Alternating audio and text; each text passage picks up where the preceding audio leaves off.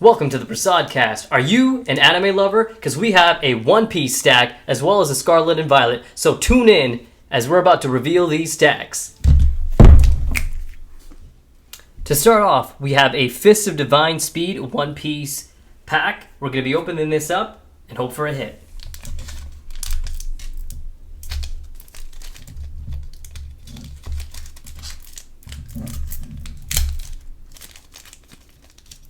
It says Little Sadie, Papag, Top Knot Neptunian, Briscola, that's cool, Ryabushi, Jaguar de Sol, Drake, Charlotte Praline, Monkey de Luffy. This actually looks pretty cool, That's man. actually really cool. That's Yeah, a nice card. One Piece cards are awesome. Yeah. Really well designed. Shirley.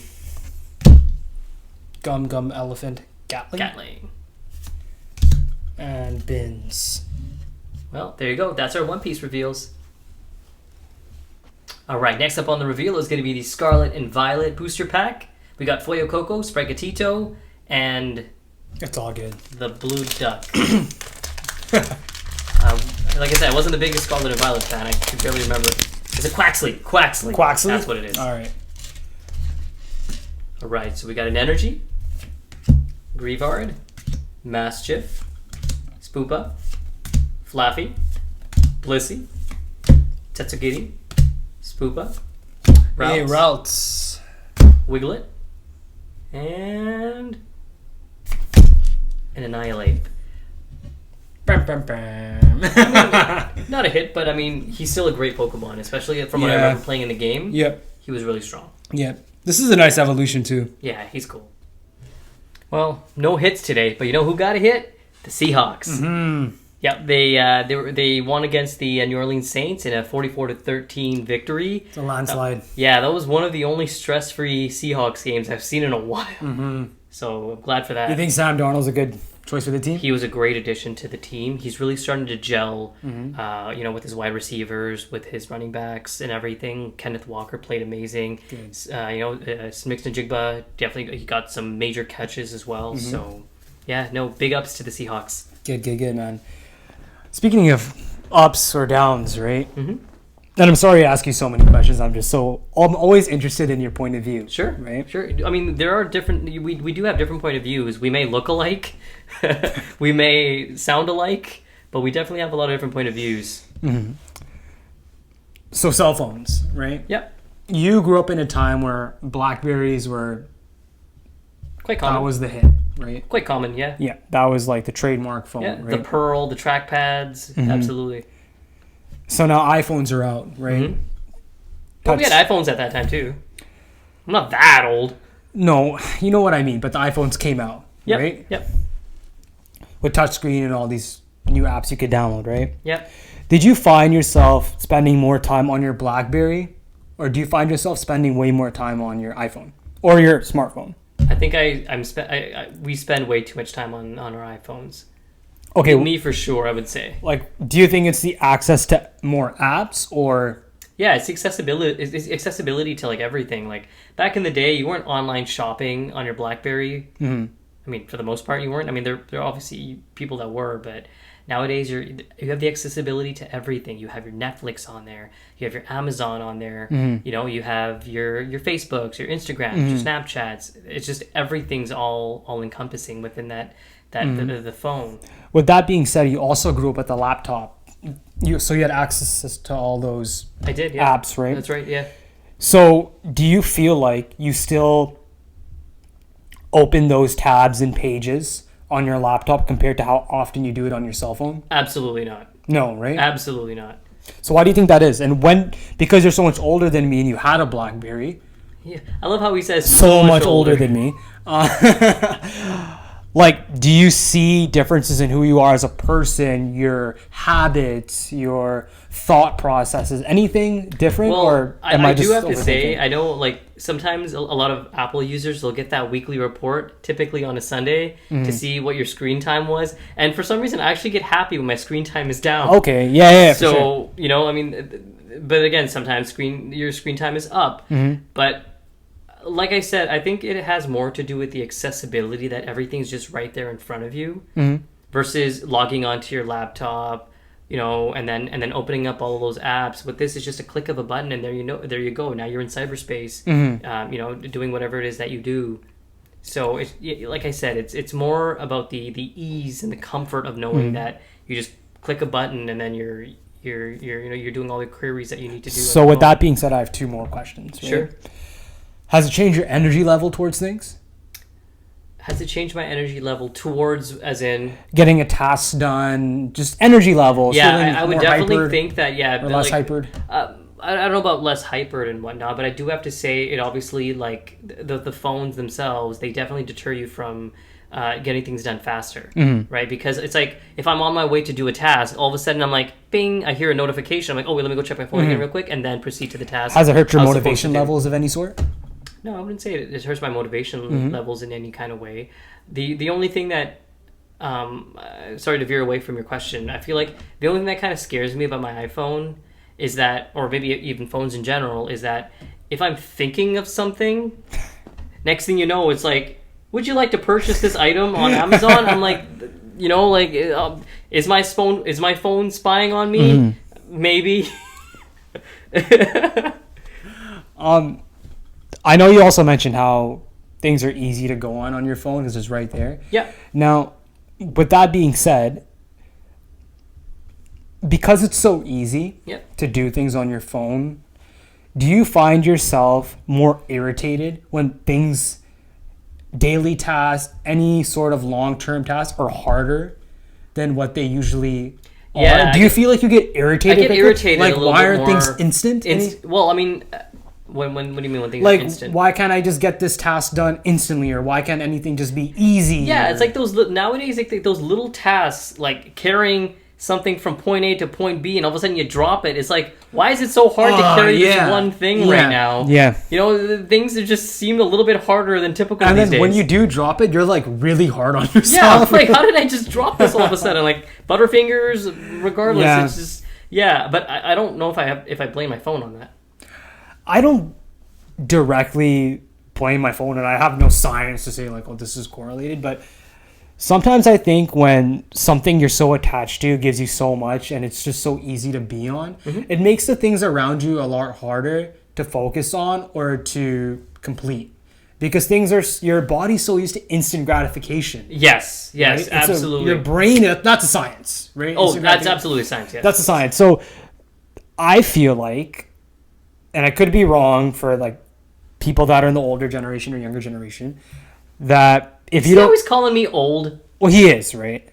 He doesn't look it. He looks young, but he's old. Well, thank you. I'm not that young either anymore, unfortunately. But like what I was saying is, if you don't get that instant gratification from things anymore, you tend to sway away from them. Yeah. It's like, this takes a little too long. Kind of like, say, when you're watching a couple of brothers on YouTube and we're taking too long to get to the point. And you still haven't subscribed yet, but you're going to subscribe now? That's right. You're thinking like, oh man, this is, you're not getting the instant gratification from listening to us, and then you just swipe away to something that may give you that instant gratification, which is something that I actually talked about with a colleague of mine about a year ago, and it does make a little bit of sense, in a sense that kids nowadays, they have more accessibility to those instant gratifications, like if they go on YouTube or if they go on TikTok or anything like that. It's just instant, like you swipe. You don't got to worry about waiting for an ad as much these days, because right? But back in the day, growing up in more of the TV era, you'd be watching Family Channel, Disney Channel, Teletoons, YTV, things like that. Growing up in that era, we had commercial breaks in between shows. Our shows were literally like maybe 23 to 22 minutes, but it'd be a span of half an hour because it'd have to incorporate those commercials in there. But what it taught us as children and as teenagers was that, okay, so we have our show to watch. Watching Pokemon, watching Yu-Gi-Oh!, Dragon Ball Z, whatever it is, Power Rangers. You're watching all of these shows, but for a fact that, now this show's about to break to a commercial. And it's typically anywhere from like a minute usually a minute 30 seconds to 2 minutes. So in that time, you're either going to run to the bathroom, go grab a snack from the fridge, or finish off a little task that you had to do quickly before, so that you can go back to your show. We had that kind of time away from our show to kind of think and get things done and then head back to it. So it wasn't instant gratification. It taught us patience. You're right. Binge watching wasn't a thing back then. No, not necessarily, unless you bought like a VHS or a DVD special that had all the episodes on there. But typically, binge watching was atypical. Let's just say it was more like one show after the other, and then for the generation now, just so you're aware, you had to wait till the next day or even the next week to catch the next episode of your favorite show. So it taught us that patience and everything. But I mean, at the end of the day, don't get me wrong, I know that there's shows and other ways of teaching patience to everybody. But I mean, I think that's one big difference I've noticed in terms of the generations. At least from the generations that I've seen. Yeah, I think that's great, man. Like, the way you explained it was exactly perfect. I don't know, I'm not trying to break it down to a science, but that's at least what I've observed. There has to be some sort of connection in my lifetime so far. Right? Yeah. Because I've noticed frustration comes a lot quicker. Yes, frustration definitely does come a lot quicker. A bit of the younger generation, everything. Well, I mean, just people in general now, because, and again, it's not just to target any younger generation. I think the older generation has adapted to this new instant gratification model, where it's like, oh, you know, like even our parents, if they're on TikTok, like, you know, they're scrolling through and everything. It's hitting everybody. But that's just, I guess, that's just the. But you know what though? That's just the when cycle we we say live the in younger now. generation, like we do say that. But when it comes to tech, they're so quick. Oh yeah, they're incredibly. They're adapting with the new norms of technology. Right? Well, because they have to. We did the same. Exactly. Like, you think when we were younger and we were programming VHSs, our parents were like, "Hey, can you fix that?" Or "Can you fix this on the remote?" It's because you know we had adapted to. All we did was press OK. And exactly. That's just something that everybody adapts to. So like if something's wrong with my tablet, do I go to a 60-year-old or I go to a 5-year-old? I think the 5-year-old. I think the 5-year-old may be able to figure things out a little faster these days because they're adapting to the new norms. Exactly.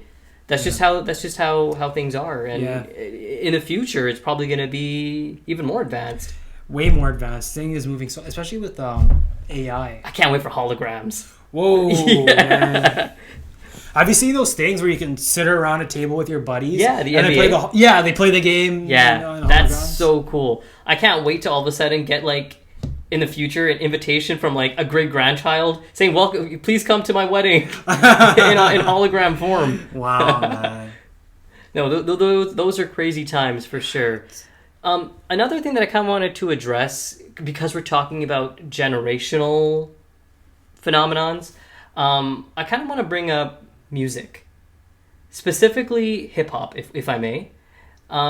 You know, back in the day when I was growing up, you know, I'm an early '90s. They had words in their songs, right? Well, they had words in their songs, full sentences. Sure. But I mean, what I mean to say is that I'm an early '90s baby, so I typically grew up in the early 2000s, and that's the music that I grew up listening to. So you got your 50 Cents, G Units, Nas, Nelly, you know, Chingy, T.I., Lil Wayne.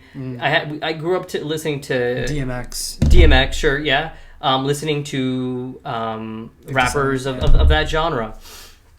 And then obviously getting older, discovering a little bit more about the previous music like Dr. Dre, Snoop Dogg, Ice Cube, Biggie Smalls, and of course Tupac Shakur and Eazy-E. You know, growing up listening to my genre of the early 2000s, I would always get some kind of clapback from our uncles and our aunts and uncles and our older cousins that'd be like, "Oh, you know, that's not music." He's like, music back in the day was like Cool Herc, LL Cool J, your Run DMC, things like that. That was music back in the day to our uncles and aunts and our older cousins. To them, that was music. And the music that I listened to in my generation, for the most part, they're like, "Oh, you know, we don't really understand what they're saying. You know, that's not real music. You know, what they were listening to back in the day, that was real music."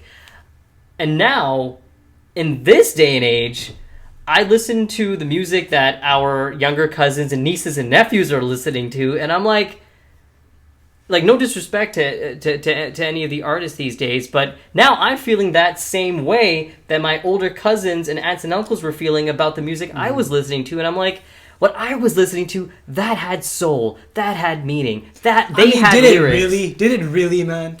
I felt like it did. I'm like, you got people like Lil Wayne. He was claiming to be the best rapper alive, and to a point, like, we all believed him, right? Because he had that word flow, and then you had actual inspirational music too. Like people like Common. Like there was a lot more in my eyes and to my ears, more meaning to music around that time.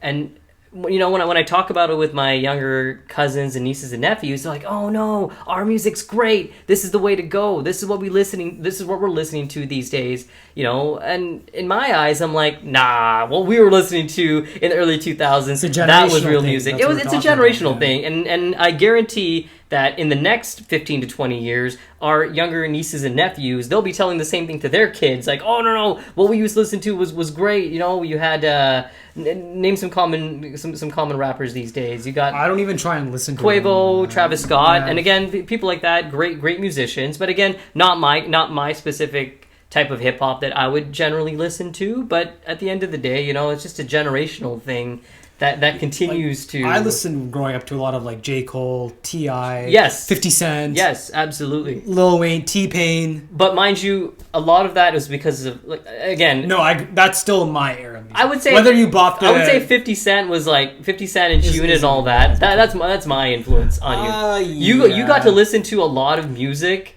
Because based off the disc you would buy. Well, best time of he was actually someone that was that had the advantage over a lot of people his age. Yeah. Is because he had an older brother like myself that introduced him to people like Tupac, Biggie Smalls, Ice Cube, which is one of his favorite rappers. Mm-hmm. He had that influence from me and was able to listen to music. I remember like one time, one of our uncles. He was sitting down with us one day, and then my brother had his DSi, and he played a DJ Quick song, and then all of a sudden my uncle was like, he's like, "Hey, what you know about some DJ Quick?" And he was probably maybe like 10 or 11 years old at that time that was listening to DJ Quick, because of the influence that that we had kind of on each other in terms of music and all that. So you're welcome. Thank you so much, man. I'll take it one step further. Sure. You can disagree. Sure. Most people will. Okay. Honestly, like, I don't even think hip-hop music is even... I don't even think it's really healthy to even listen to nowadays. Like, when I listen to, like, a lot of the music nowadays, truly, like, what are you listening to? You're listening to how to get cars... How to make money. Not even how to make money, just money. Oh, yeah, just money. No, it's not. It's not how to get cars. It's cars, money. Not how to make money, just money. And girls, and not how to talk to them. How to be like a good. Okay, but so my counter argument to that is that those were also the themes throughout all the generations of hip hop as well. But that's kind of my point. But there were better ways of putting it on a track. Give me the last line you listen to in a hip-hop song that you're like, wow, that is just truly, like, beautiful, inspirational, and I would tell my kids that same advice. Well, I mean... Or a line. Or what, sir? Or a line. When it comes to... And you know every word to every song you listen to. No. I would say when you speak about like lines and encouragement, things like that, I think I have to resort to J. Cole. Okay, I love J. Cole. Yeah. Okay, what's a line? I listen to a lot of J. Cole. I can't remember. One of my favorite lines is, "First things first, rest in peace, Uncle Phil." Yeah.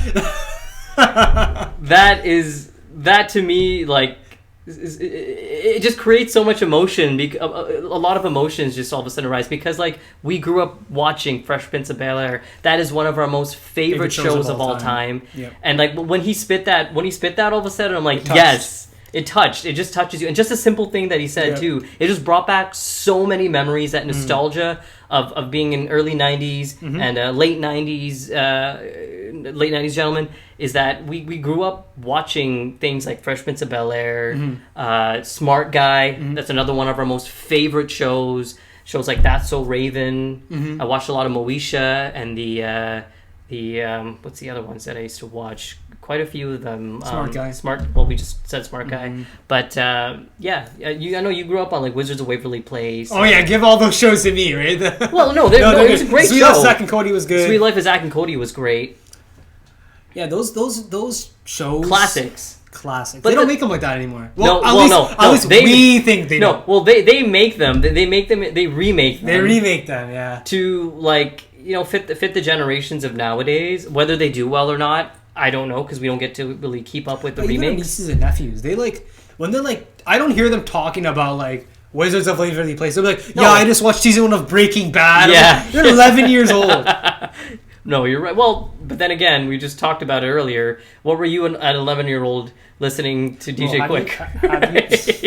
So, I mean, that doesn't excuse me for introducing him to music. But regardless, yes, you're right. Like nowadays, that's just what kids watch. And again, that we are going back to that instant gratification. Kids aren't going to wait for commercial breaks.